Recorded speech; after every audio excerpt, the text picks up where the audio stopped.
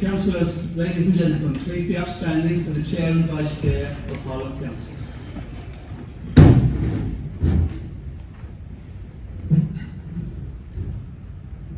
Good evening, councillors. Can you see it?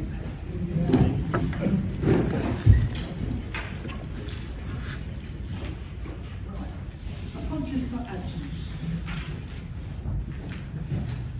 Chair, turn your mic on.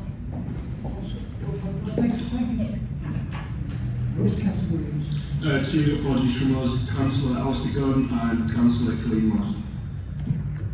Councillor Wilkinson. Thank you, Chair. The Labour Group has apologies for Councillor Dunn, Councillor Davis and Councillor Harvey. Thank you very much. Item 2, declarations of interest. Are there any declarations of interest? Item 3, minutes of the previous council meeting held on the 15th of July. Are they agreed? Agreed. Right. Right, it's been a quite busy time since the last meeting. I went to the Queen's Hall for Voluntary Services at Down Hall, where PAH Patients Panel won the Volunteers Award. I then met the vaccination bus. I've been to Brentwood Civic Service, Watford Garden Party, Bishop Stortford Musical Picnic, Mayor of Broxbourne Afternoon Tea, VJ Day, the Beer Festival at the Giggle Gardens, where I'd like to thank Councillor Danvers for his hospitality and showing me around the gardens.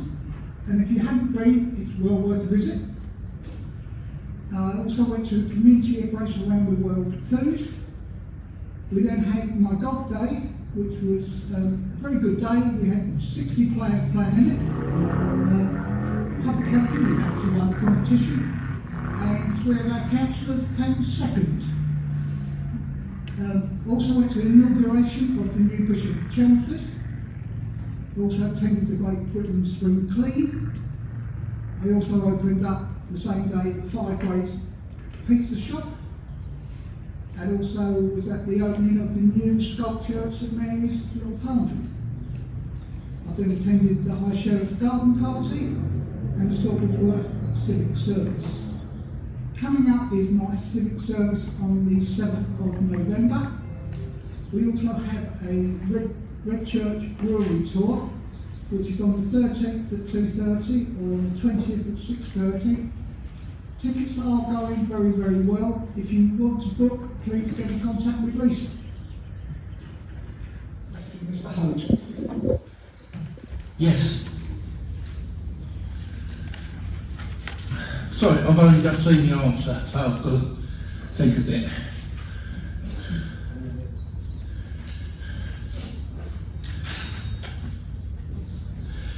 Right. The original scheme I thought wasn't properly thought out, because every day there are numerous breaches of this.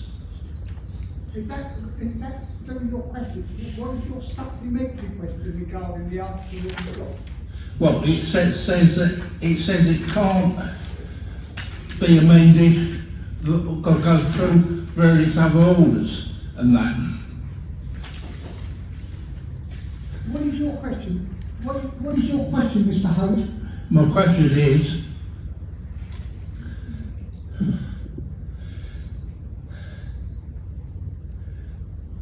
as you've got to wait to put begging in, and there's a total ignorance of the order, wouldn't it be cheaper to do away with the order totally? Because yet again, there's a total waste of council taxpayers' money, because the order is not enforced.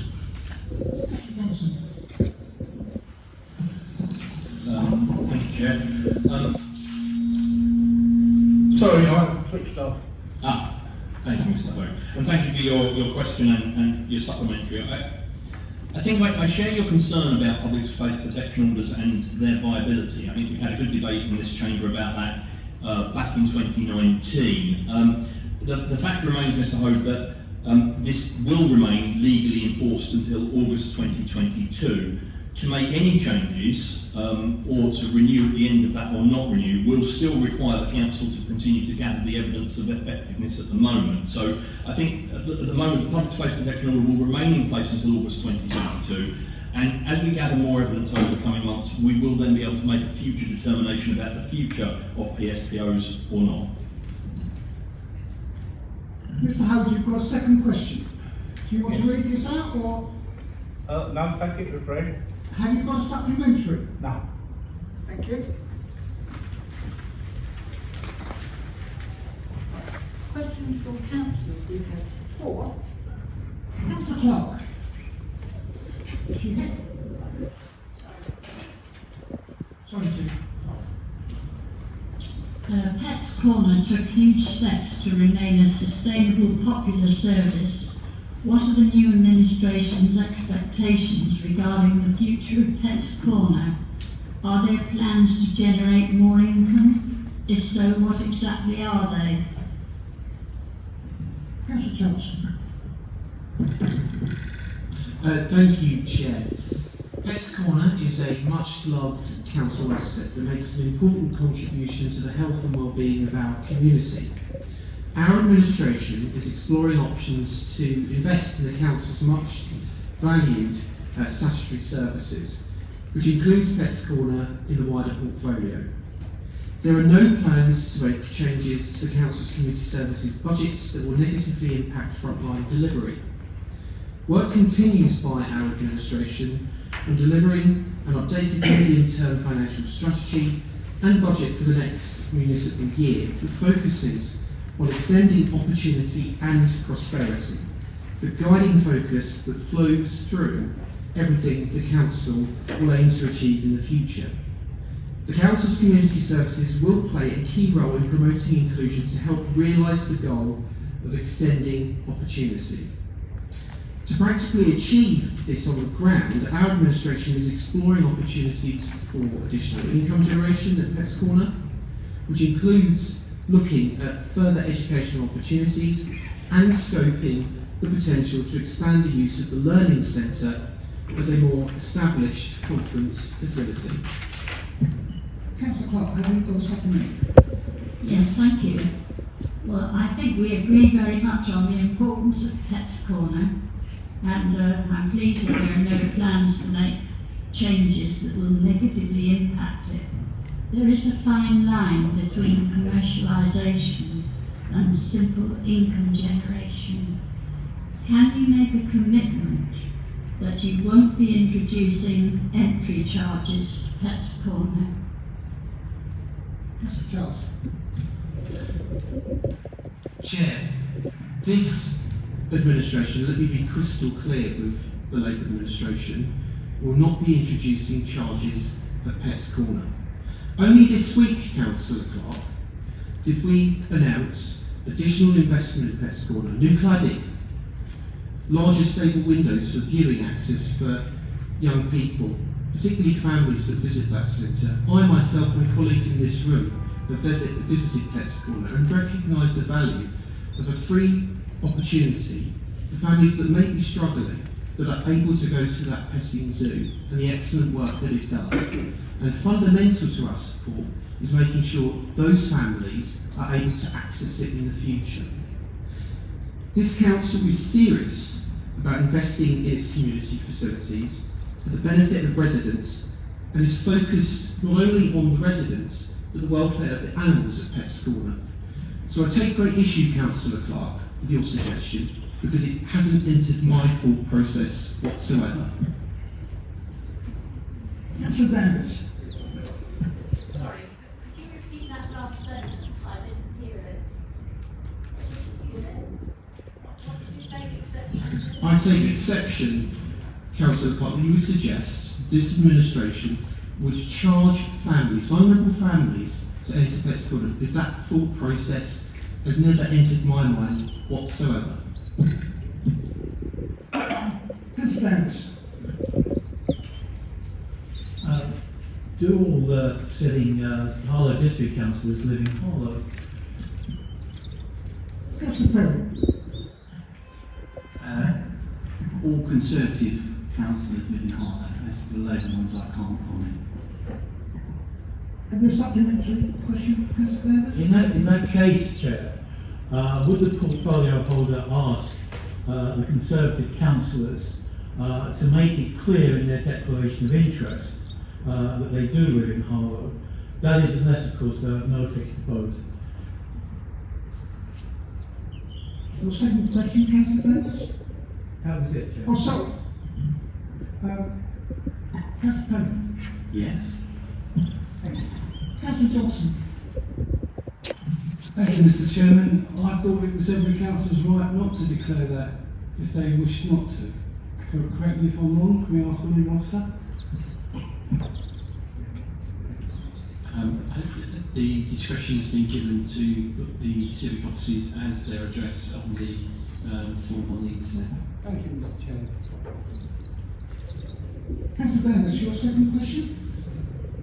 Take that as read, Chair, and I will thank Simon for his reply. Have you got a supplementary question? Thank you.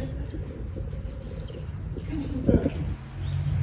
Sorry, I'm going to start this because I'm hoping that we can send a recording of this to the family, and I'm sure that Andrew will share with me.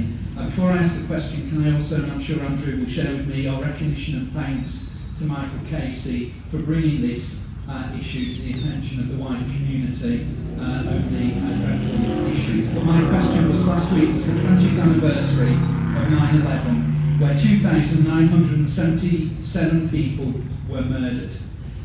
Your Harlow reminded us all of a local lad born and educated in Harlow who was a victim of that tragedy, Simon Madison.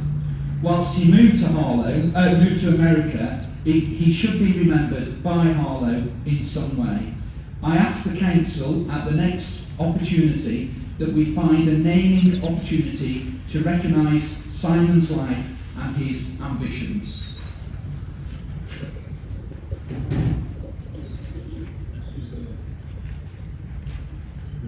Yeah.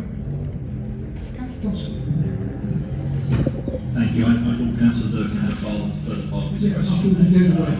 which I think, reading into the record, is could we send a message to his family in America and at a suitable time, enabling us to be aware that Harlow never forgets its own, which I think is important to put on the record, as you say, Councillor Durkin. So my answer, yes, 9/11 remains one of the most poignant and tragic events in our lifetime.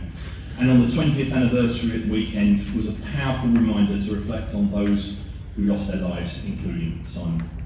I was moved by the tribute to Simon in your Harlow, and I'm also aware that there was a BBC Essex carried an interview with Simon's family in America where they spoke about his life in Harlow and his family home at Paddock Mead, incidentally in the ward that I first represented on the council, so well familiar with it. We should be guided, of course, by the wishes of Simon's family, and I'm asking officers to gather contact details for his family so that we can ask them what they feel would be an appropriate memorial to Simon. Have you got a supplementary? Yes, I do apologise actually, there was another one on the other page, so that was my mistake. Yes, Andrew, I completely agree with everything that you said. Well, would you agree with me that something fitting may well be the new buildings at the Lister House area, because that is quite close to where Simon was brought up.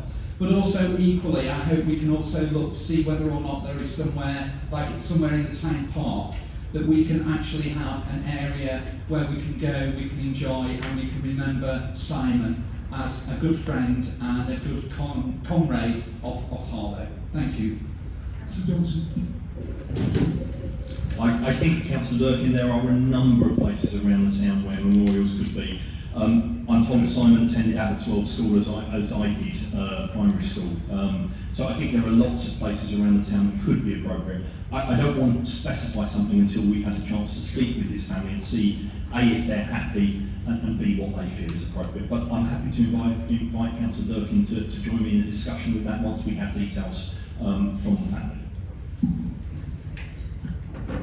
I'd like to make a motion from councillors. Councillor Payne, you are making this. Councillor Hardware, you are seconding this. Okay, I'm seconding the second right to speak up. Thank you. Councillor Payne. Thank you, Chair. I'm glad to be moving this long-awaited motion. The aim of this motion is to set at ease residents' concerns over what could be perceived as rampant and uncontrollable development around the borders of our town. But before I get into the motion itself, I want to be utterly clear that this administration is not against building new homes. Building new homes are vital. There is a housing shortage in this country, and it's important for anybody wanting to get onto the housing ladder, be it they want to own their own home or they prefer to rent their own home. There needs to be the housing there for them, and we recognise the shortage. And that's why this group has always proposed development to the north of Harlow. And much as I would rather it didn't have to be that way personally, that seems the most sensible place to put it, because it has the infrastructure there and it has the space to be able to accommodate the level of housing that we need.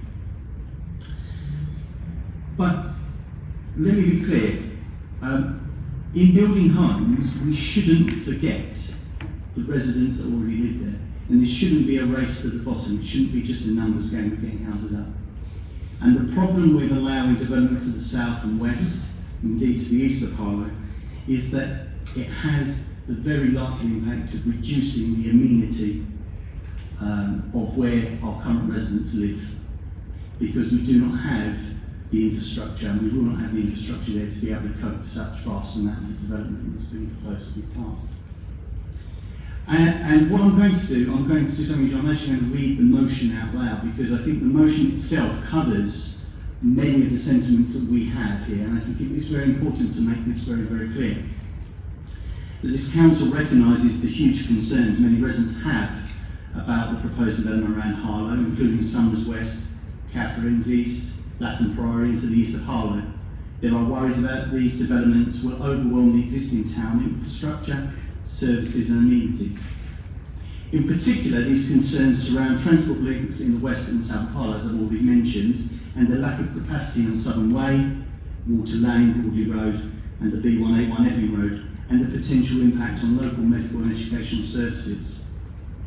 The proposed strategic housing site to the east of Harlow and those developments already taking place on the Gilden Way in the new junction, M11 junction, will add additional impact upon the residents of Old Harlow, who rightly continue to raise objections about the proposals for further new housing. And that's why this group has always been very keen that those residents and every other resident in the town was properly consulted.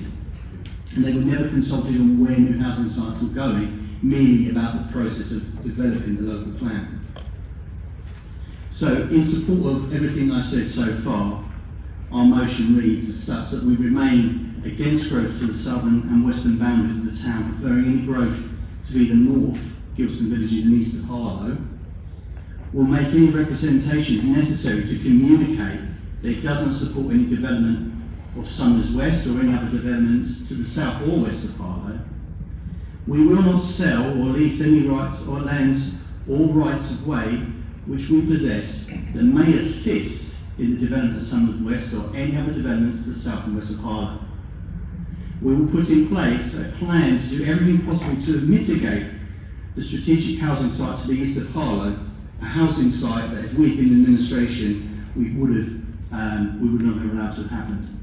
To better recognise the potential impact on existing residents, particularly in Churchgate Street and neighbouring parts of Old Harlow, that will also be affected by conducting an additional strategic assessment of the proposed housing site to gain further clarity about its feasibility and publish a specific mitigation action plan to limit the severity of the impact on such potential housing work. Develop a separate agreement between this council and Old Harlow residents to safeguard the community from future overdevelopment, recognising the importance of preserving the conservation area and committing to additional consultation in line with the new community engagement strategy that will be developed by this council, so that Old Harlow residents' concerns can be used to inform future plans to mitigate the prospect of an East strategic housing site. Furthermore, the Chief Executive, in consultation with the portfolio holder for strategic growth, submits a formal objection to Epping Forest District Council local development plan to the extent that it impacts upon points 1 to 4 that I have previously raised in this motion. I'd like to finish by saying, Chair, that as long as I can remember, as long as I've been a councillor in this chamber, this group has actively campaigned against development to the south and west and to the east of Harlow, year on year on year, and despite claims to the contrary, we were very, very disappointed that the cross-party agreement in 2012 was torn up by the Labour administration. So I end by saying, now we're in administration, we are doing the right thing by our residents, and this is why I put the motion to this chamber, Chair. Vice Chair, can I propose an amendment, please? Yes? It's a really quick one. Just a point, III. It currently says will not sell a lease, and I want to remove the word will and replace it with continue to. So it reads continue to not sell or lease any land or rights of way which still possesses that may exist in the current south-west, mainly under developments to the south or west of Harlow. So that is the position this council has had. And Chair, I'm happy to second that amendment. I'd like to make an opinion made on the motion, the amendment to the motion, Chair. I would like to not accept that amendment to the motion. I'm reminded of my wedding vow, where the then good Martin Harris told me the difference between I will and I do. And he said, I will means you will, I do said maybe. And the problem with putting the word continue in there would presume that there was a previous policy in place that said that this would not happen, as I've already outlined in 2012. The cross-party agreement was ripped up. So how can we continue if it was not already in train? So I would rather we stick with the word will, because we will not sell. And that is my opinion on the proposed amendment.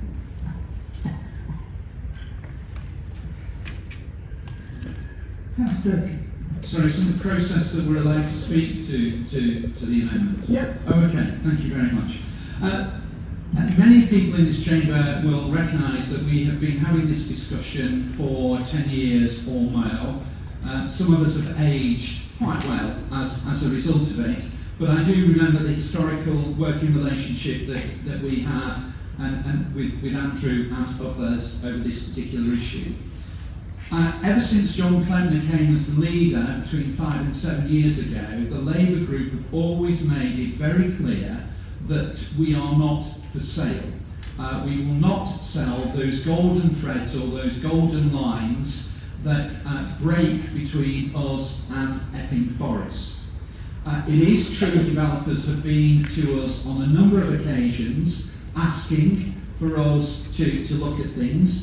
They've talked about a bus lane, they've talked about a bike lane, they've talked about a bridle way, and consistently this council has said no way. So this idea that somehow we have made this up or changed it, we have been absolutely very clear and very, very consistent that we will not, when we were in administration, we would not sell our rights away, and if we were in authority today, that position would not change. What we are basically saying is we want to send a clear message, a consistent message from everybody from this particular chamber to Epping Forest and others and to the developers is come what you may, our position that was made 5 to 7 years ago has not changed and it has not altered, and what all this does is just reinforce exactly what we have been saying and doing for the last 5 to 7 years. So that's why I do believe having continuous is a positive, a collective and a forceful statement, and I'm disappointed that the one-word amendment is not being accepted. Thank you, Chair.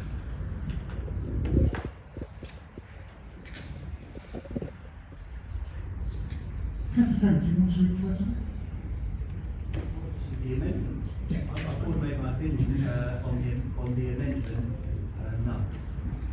So happy to move to the vote on the amendment. You haven't had anybody seconding it. Yeah, Councillor Harlow. Yeah, we're talking of it out, we're just talking about Sorry, Simon. We now go to the vote on that. on the amendment. On the amendment. So those in favour of the amendment? I think it's a good idea. Those against? The amendment is lost. That's stands. Is this the debate for the main debate? Yeah. Yeah. Hold on, I've already asked Councillor Charles was up first. I'll put you down. Oh, sorry. Councillor Charles.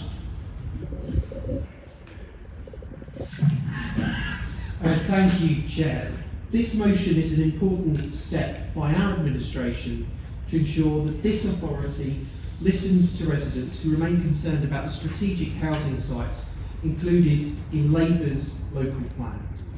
It is important that one of the first strategic spatial policy decisions taken by our administration is to reassert a long-standing opposition to the strategic housing sites in the east, south and west.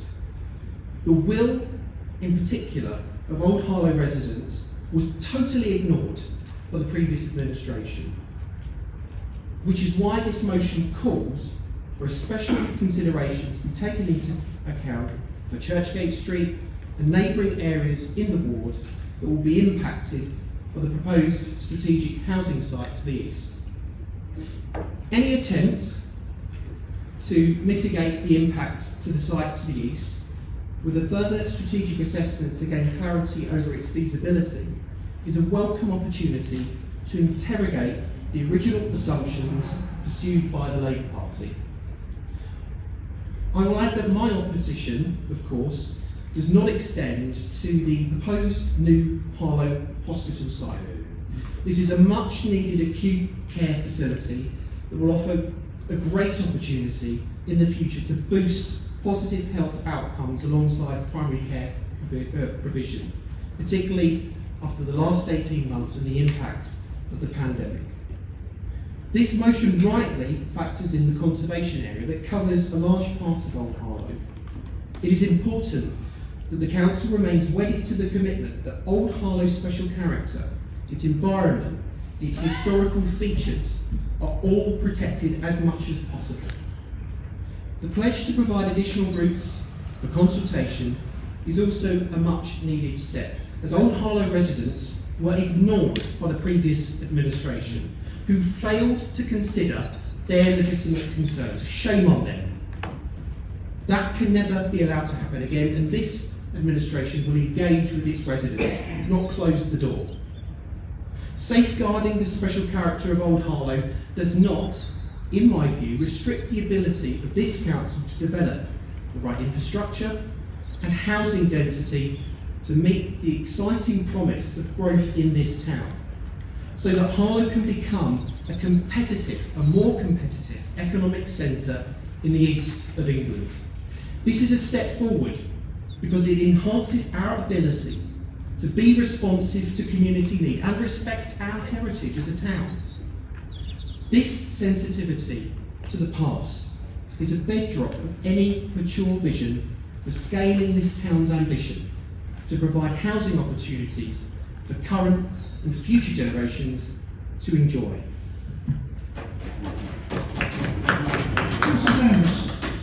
Thank you, Chair. There's far too much development going on at the moment around Harlow.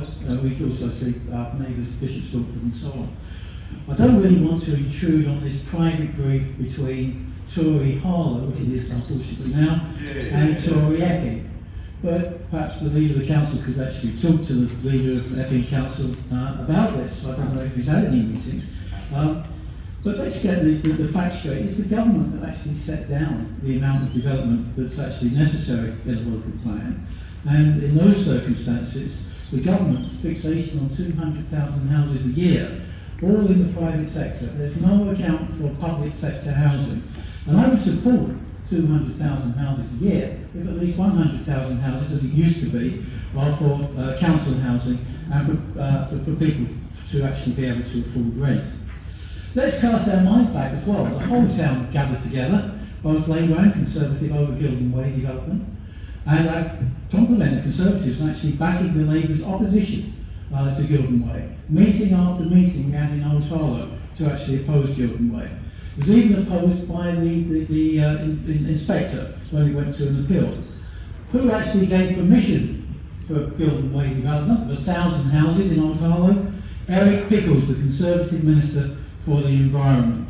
So once again, let's try and think about who's actually responsible for this demand for housing in the wrong places. And what we have before Parliament at the moment, I think he got the sack for it, but I don't know if it's going to be changed, but the new planning bill before Parliament at the moment means apparently you're tearing up planning regulations. We won't actually have a development control committee very soon. We will just have developers being able to build where and whenever they want. According to the latest published, they're not quite even sure if we're going to have a new hospital, which would be interesting, Chair, on the site that's mentioned. And then what does these credentials of these fine people opposite me do in regards to development? Their very first decision, Chair. What is their very first decision? Against the will of the people of Bush Fair to actually concrete over perfect green playing fields. Action is one thing, words is another.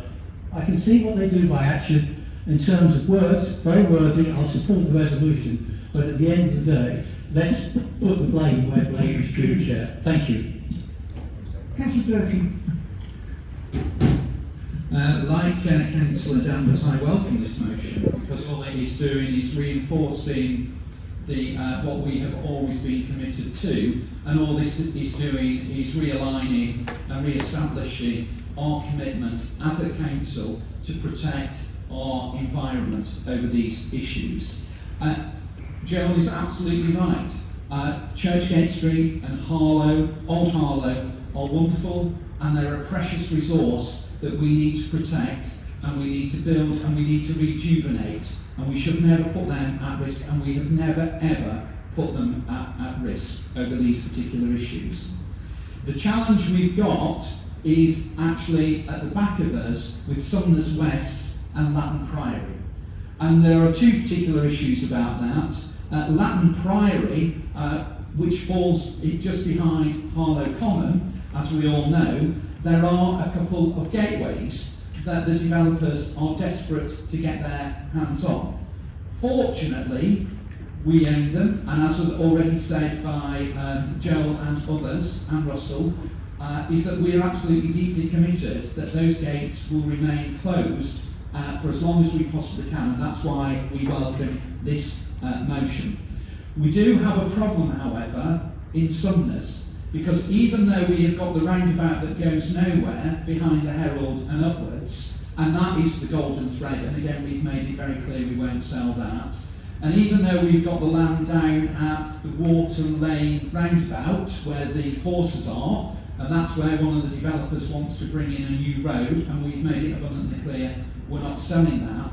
The weakness in our defence is where the school is, because the school's land is not owned by Harlow Council. It is actually owned by Essex County Council and is managed by a private education consortium.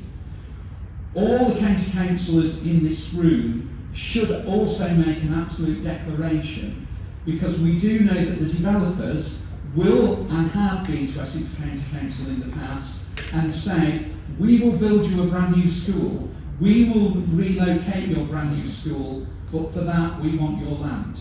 And the very essence of why they want that land is because that is the road that they can build directly from Epping Forest through our old school, which will be built somewhere wonderful, etc., but facing away from Harlow, and it will immediately go onto Essex County Council roads.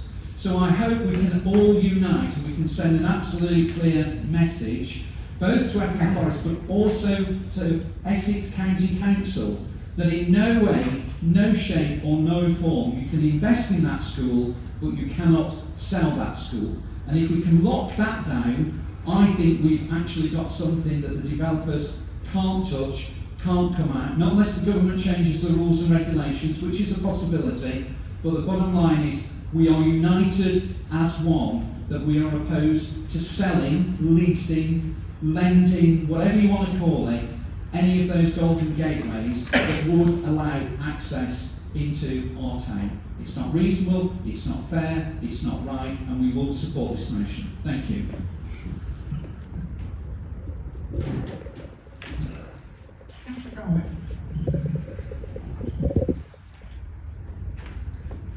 you, Chair. I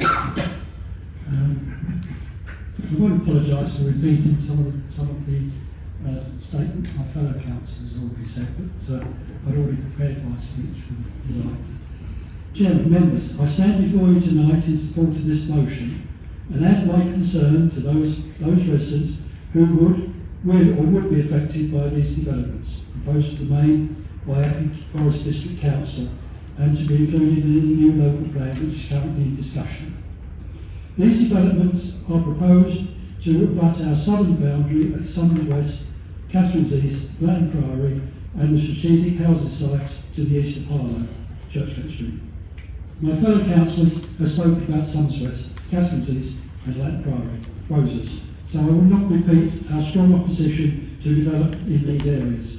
I want to deal mainly with the proposed strategic housing site at east of Harlow, Churchgate Street. This proposed development is included in both Epping Forest District Council's currently unadopted plan and our own Harlow District Council's new local development plan, which was adopted in December 2020. Harlow's adopted local development plan includes many sites, but more importantly, due to its size and location, under HS3 of that plan, the strategic housing site east of Harlow. We all know this area is Churchgate Street and its neighbouring parts of Old Harlow. Churchgate Street is in a conservation area and therefore should be and must be treated with special consideration when it comes to any housing development and associated infrastructure. Churchgate Street already suffers from rat running through the village, and any development will, without doubt, cause this to become a major problem for the residents.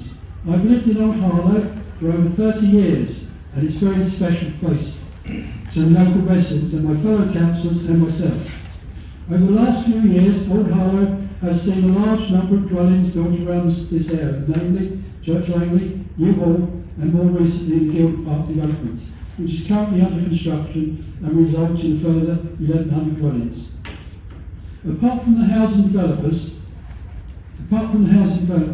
we have also had to deal with the new Junction 7A and the link road that runs through the middle of Old Harlow along Gildon Way. This was a country road until the current widening programme. My fellow councillors and I have campaigned against both the Gildon Park developments due to its location and more importantly its size and use of Gildon Way and the use of Gildon Way to Junction 7A. Both of these were, in my opinion, very bad decisions. However, we now have to live with these decisions and try to mitigate their impact on the local residents. We are now being told we have to accommodate a further 2,600 dwellings on green fields and farmland adjoining Churchgate Street. Unfortunately, most of the proposed site is in the Epping Forest area, and once again we're expected to accept development on our borders with no perceived benefit to our town. These developments will destroy what green areas we have left in Harlow in the race to build more houses with little or no concept of what they're doing to our children's future. The new hospital is one development in this area that I fully support and is desperately needed for Harlow. The downsides for Old Harlow will be an increase in traffic along Gildon Way to go with the new junction. Any developer for the strategic housing site east of Harlow must produce a strategic master plan. We as local councillors, and most importantly the local residents, must be involved and consulted when this master plan is in the process of being drawn up. The developers must also produce a heritage impact assessment to inform that all heritage assets are protected. I believe the council should also revisit and reassess the strategic housing assessment that was used in drawing up our adopted local plan in an effort to understand why so many dwellings needed to be built. During this period when our local plan was being drawn up, the strategic assessment housing needs were reduced by the government, but the former administration, in their perceived wisdom, decided to ignore this and continue with their programme of overdevelopment.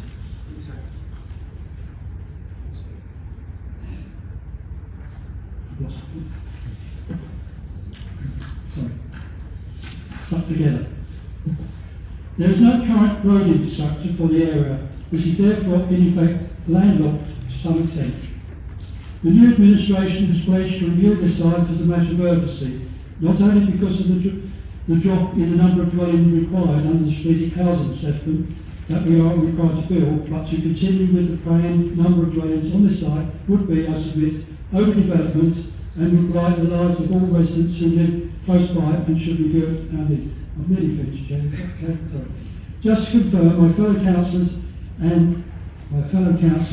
and intended to take up a lead. Just to confirm, I can whistle a bit here somewhere, and we intend to take a leading role, even when any master plan is drawn up. We cannot lose any more of Harlow's green and pleasant lands. So Freddie Gibbard had a master plan for Harlow, but alas, his vision has been abandoned, with all green areas coming under threat.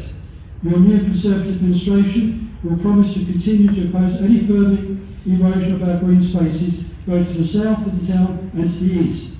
I have no hesitation in supporting this motion tonight in an effort to protect our residents and the town from overdevelopment. Thank you.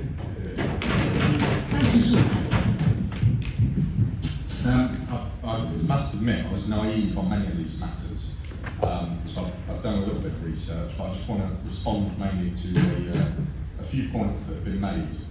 And I'm pleased that it's cross-party agreement on the motion.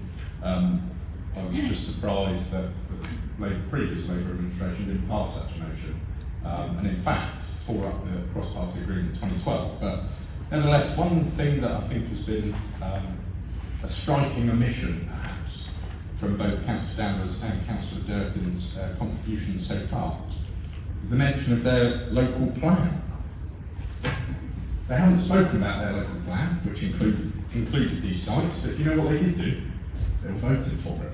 So they can come here tonight and talk about their opposition to this plan, but they voted for these houses to go into these places. They voted for this overdevelopment. So Councillor Danvers talks about words and actions. Well, my goodness, you could not get a starker contrast of words and actions. Councillor Danvers also mentioned council housing and the need to build it. I couldn't agree more. I could not agree more that we need to build a vast amount of council housing in the right places. I also agree. I opposed the Perfect Green site as a Bush Fair councillor being used for development. But there was another site in Bush Fair, a green site, that was a green wedge, that was, a green area, not designated green wedge, but nevertheless, never used as a lot, Mr. Tony. I know you're a stickler for detail. So, Councillor Danvers, spoke his opposition to using green land to build council housing. I mentioned Bushy Croft. I was just checking who signed off the budget for Bushy Croft development. Who proposed the budget for the Bushy Croft development? You guessed it, folks. Councillor Danvers proposed the budget for this building on this site, which I'm pleased to inform is progressing well. But nevertheless, I still oppose it. New hospital is mentioned. If you're going to use private eye as your source for information on such matters, crikey, that retirement will be etching forward. Private eye is not a source of information as to whether we're getting a new hospital or getting a new hospital, because the Conservative government did something that Labour government never did in 13 years, invested in Harlow. So I must say this is a very good motion. I will back it wholeheartedly, and yet again all we have is cheap words and hypocrisy, talking about rewriting history. There's only one party here that rewrites history, and they sit over there.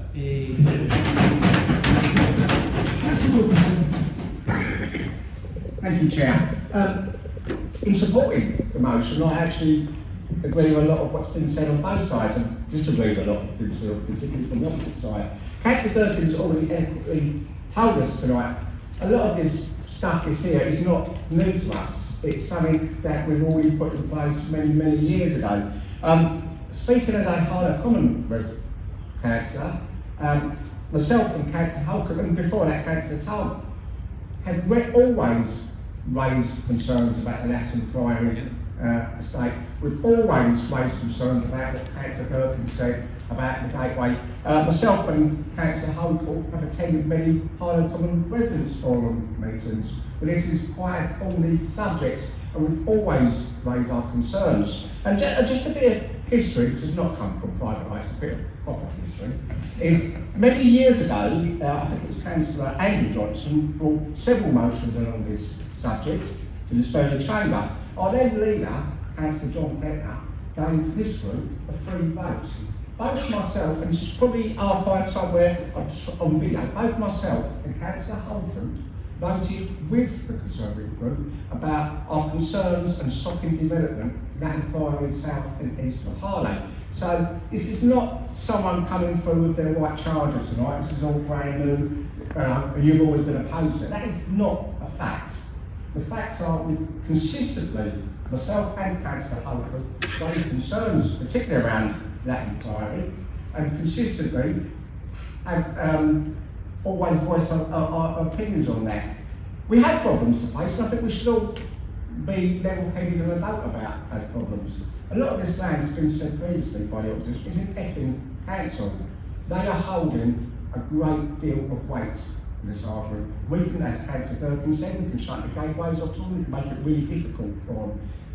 All this land that we're talking about is actually in Epping Council land, and that is a real obstacle for us. Another big obstacle for us, which I think has rightly been raised tonight, we can object to all these proposals. We can say, no, you're not getting them.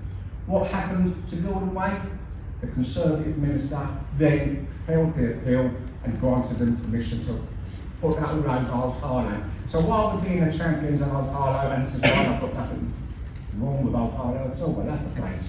But we've got to remember the big hiccup there came when Eric Pickles decided to overturn this council. It was voted for against Gordon Way in this chamber, and a Conservative minister overturned that decision and put that on Old Harlow. Not no one here. Okay, thank you very much, Chair.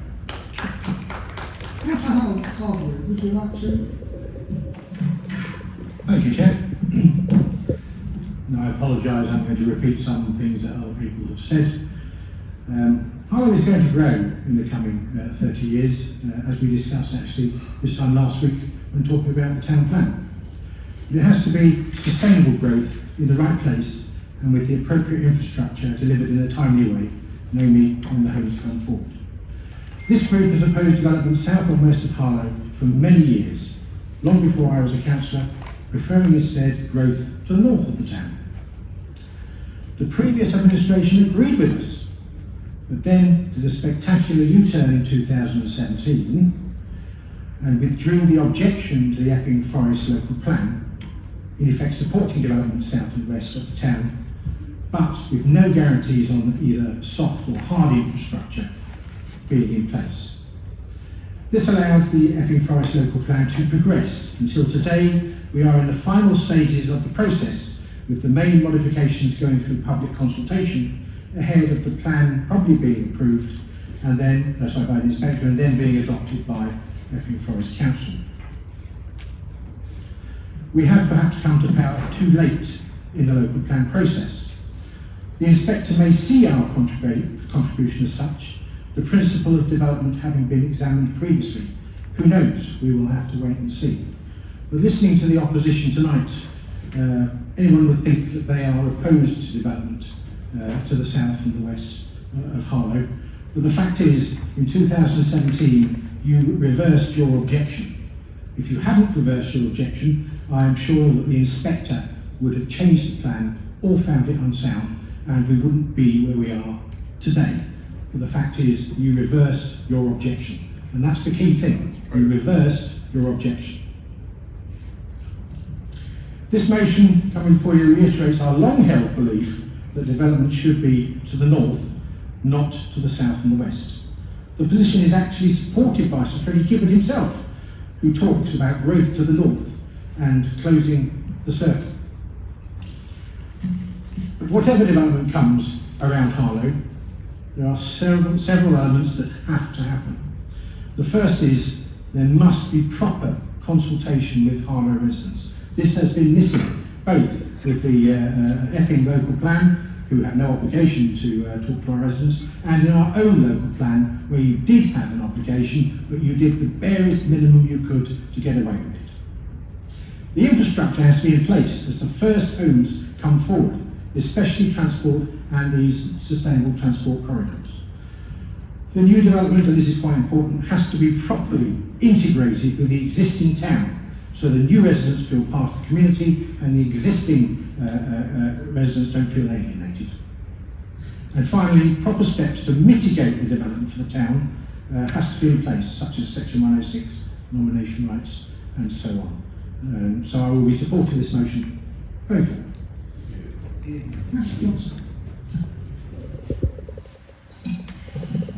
Thank you, Chair. I think it's very important to put on record that this administration does what it says it's going to do, and that's exactly what this motion does tonight, Chair. I think you need to wait, Tony, and look at the budget proposal next year, and alternatively you could follow what the Chair has asked us to do and not talk over other members as you continue to do. I'm certainly committed to doing what I promised in election leaflets, and one of those things was fighting against the development to the south and west of the town, and that's why I'm pleased to see Councillor Perry bring this motion tonight. It's not a motion that is new or novel. It's a motion that goes back over 20 years to when the thought process around the Epping development started. Councillor Churchill originally brought a motion to this chamber that was accepted cross-party to fight against development to the south and west. But times do move on, and one of the advantages of having been here for a very long time is that I'm a sad geek and I keep records of everything that's gone on. And in 2012, as has already been mentioned, the Labour Party tore up the joint consensus that we had and decided to plough ahead with agreeing with Epping development. And it didn't stop there. In 2015, 5 years ago almost to the day, at the end of August in 2015, 6 years ago, Councillor Wilkinson's right, there was a motion that came before this council, and it was to do with the strategic housing, the SMART, the strategic housing numbers. But within that, the Labour Council moved, considered it supported the spatial options of strategic sites to the south and west of Harlow. And there was a very big debate, and it's funny, it must have been a tough election in Harlow Common, because to their credit, Councillors Wilkinson and Toll did jump up and agree with us when we were objecting to it, and it did force the Labour Party's hand. And from memory, we had an amendment during the meeting, and the Labour Party came back with a motion that was acceptable to their members, which was Harlow Council has reservations, but will consider such options once transportation has been dealt with and things like that. As a sock to their members for their election leaflets. We voted against that, but the Labour Party voted it through. Then we come to December 2016, the following year. And at that point we were debating Harlow's local plan and the interconnectivity of these different plans and growth around Harlow. And Councillor Charles and myself moved a motion to reopen the Section 18 consultation of our local plan to enable residents around Harlow to have their say about the sites in and around Harlow. And guess what? It was voted down by the administration. And then in 2017, as Councillor Harlow has reinforced, the Labour Party have actively pursued agreement with the Epping Forest local plan.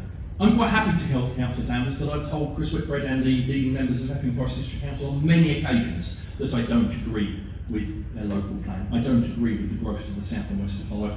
I said when I took the leadership of this council this time, I would not be afraid to tell other Conservative councils and other Conservative members up and down the country that I will do the best for Harlow. And that's what I'll do by voting for this motion tonight, the best for Harlow. However, I'm not going to say that a Conservative gets everything right. Clearly, councils and governments don't get everything right. I've already had conversations with the previous Minister about the future of planning and about the future of local plans. I'm quite prepared and will be wanting to seek every opportunity to have a conversation with the new Minister, again to bat for Harlow's corner, to make sure that in future people have a say on the growth that's going to be imposed around them. I do not believe that growth to the south and west of Harlow is correct. For 22, 23 years in this chamber, I have fought against growth to the south and west. I think it's abhorrent for the Labour Party to now say, oh yes, we disagree, after spending 9 years of previous administration signing up to it, agreeing it, voting down motions against it. It's two-faced, and I think the public will see through that. But the one thing, Chair, I want to say is, I made an election commitment that I would vote against and push against development to the south and west. And I'm going to honour that commitment to residents tonight by voting for this motion. Councillor Edwards. Very briefly, Chair. Firstly, Just very briefly then, Chair. Firstly, let us be clear, it's central government, I believe, that sort of set the housing target and set the house, there's a no over there. The central government which is imposed upon the district authorities, as far as I'm aware, targets for their particular area. It was also central government, I believe, in 2011, I think it was, that set up the Localism Act and set upon local authorities the duty to cooperate. And in particular, to cooperate over planning processes and to evidence that they've cooperated. So in terms of as I understand it, in terms of the history of the previous administration and the history of the Labour administration, there was also very, very good arguments being put forward for the growth of the town in terms of the economic growth of the town and what that could bring, both in terms of the regeneration, in terms of the town centre, the regeneration, in terms of jobs and regeneration in terms of the town. Now, all of those things, it would seem to me, has meant that as far as this Labour administration is concerned, yes, we've looked at that. We've then looked at what we can do to mitigate, to cooperating on the one hand, but also to mitigate against the worst effects on the other hand. So if you look in terms of the growth that's planned down there, no, we can't control what's necessarily going on in Epping. What we can do, and what we have done, is said, no, you're not going to have access to this, or you're not going to have access to that. We'll cooperate with you where we can cooperate with you, and we've been equally clear where we can't cooperate with you. In terms of going forward, I get slightly concerned about when we talk about, we're all in favour of the growth in the north. The growth in the north, and I would have moved an amendment tonight with regard to the growth in the north, in particular with regard to the Stork crossing, but I'm told that as that is just give me 2 minutes or a minute, I'll be grateful. As that is a live planning application, I can't move it. But on the other hand, what I would say is we need to be very, very careful when looking, because the devil is always within the detail. We need to be very careful when we move from outline planning to live applications, and because whilst it's in outline planning, we collectively have the means to very much influence the way that growth is going to take place. Can you turn your mic on? No, I'm not going to speak, so I'm just going to suggest we put the question forward. As it seems that there's agreement, can we just have the question asked? Councillor, we've got to go to Councillor Perrin. Yes. Councillor Perrin. Thank you very much. An interesting debate, nonetheless. It's not what's said, but sometimes between the lines. We've heard a lot tonight. We've heard a lot of what we would have done, what we wouldn't have done. The one thing that always strikes me about the Labour Party locally is they're very good at saying where the problem is with everyone else, but they're never very good at looking at the problems they have created themselves. I'm really afraid that they can't see past the beam in their own eye. We've heard from Councillor Johnson the long, long list of contradictory motions that they have put while they were in administration. In fact, I'm reminded by Councillor Churchill, who has equally been as vocal on development to South Wales and against that in 2013 the then Labour administration took up options to be able to sell land to South and West Harlow to allow Somers West to begin. And they were pilloried at the West Somers Residents Association, of which I had the delight of sitting there and watching many of the Labour councillors opposite me bluster their way through and basically say that they weren't going to not sell, that they were going to sell, but they weren't not going to sell. It was very, very confusing, but nonetheless, it was amusing to watch, and I'm glad to have been reminded of it once again. They didn't oppose Epping Forest District Council's local plan. They didn't vote against the current Harlow local plan. We've heard tonight from the strategic portfolio holder for growth that they moved a Regulation 19 order, which meant they went on the process. They didn't consult Regulation 18, which Councillor Johnson has said, which would have allowed people to actually see what these sites were going, so they were dead set against that.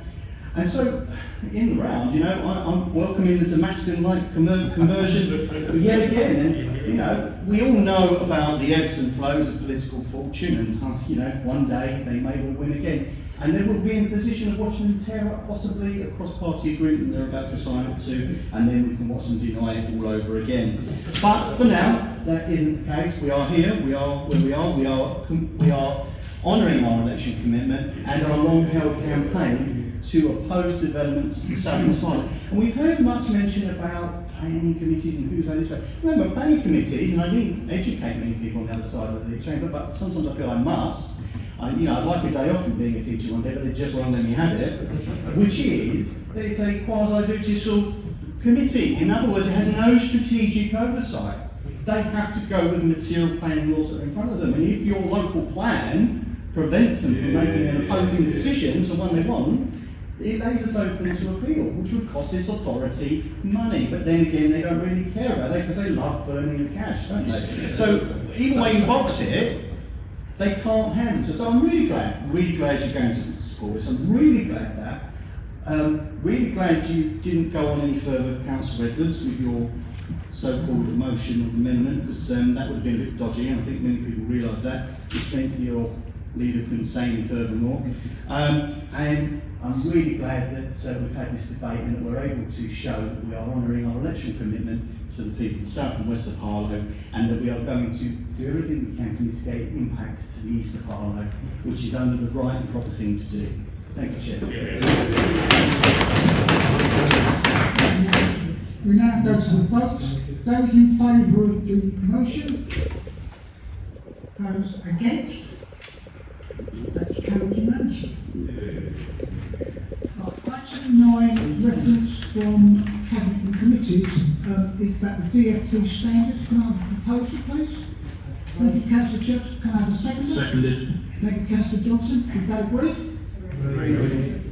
Item 10A, the independent member of the Audit and Standards Committee. Can I have a proposal? Thank you, Councillor Johnson. Can I have a seconder? Thank you, Councillor Clark. Is that agreed? Agreed. Item 11, minutes of Cabinet and Committee meetings. There are no matters of urgent business, so the council meeting now at 8:35.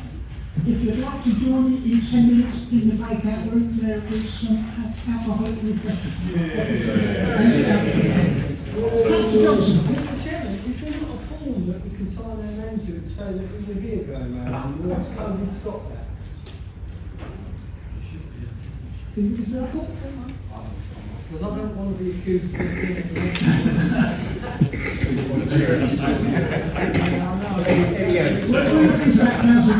Thank you. Wrong camera.